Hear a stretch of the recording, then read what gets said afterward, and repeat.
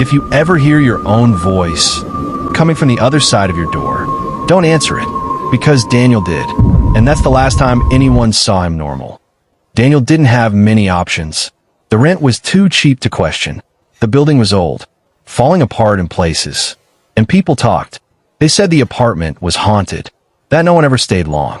But Daniel was broke, and when you're broke, you don't run from rumors. You move in.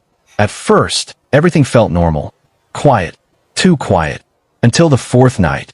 At exactly 3:12 a.m., the shower turned on. Daniel froze in bed, listening. Water rushing through old pipes. He told himself it was nothing. Old buildings made noise. Pipes rattled. That's what he believed. Until it didn't stop. The water just kept running. Longer than usual. Like someone was standing under it. So he got up. Slowly. Carefully. Walked down the hallway.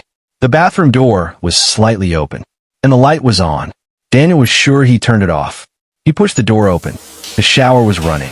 Steam filled the room. But no one was inside. Then he saw it. Footprints. Vet. Clear. Leading out of the bathroom. Not into it. Out. Each step dripping onto the floor. Heading straight toward his bedroom. Daniel's breathing stopped. Slowly he turned. The hallway behind him was dark. Silent. But the floor was still wet.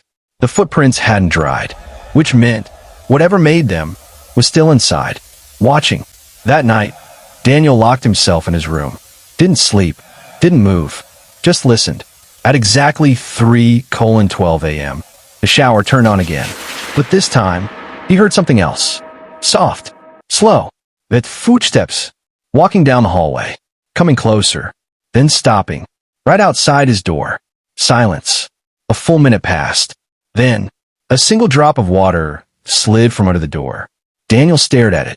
Frozen. Until he heard it. A whisper. Right on the other side. His own voice. Let me in. The next morning, Daniel ran to the landlord. Told him everything. The water. The footprints.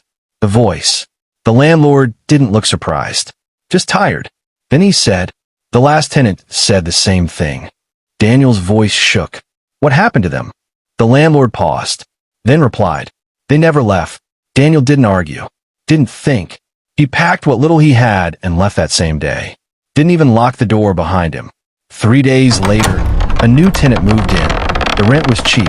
Too cheap to question.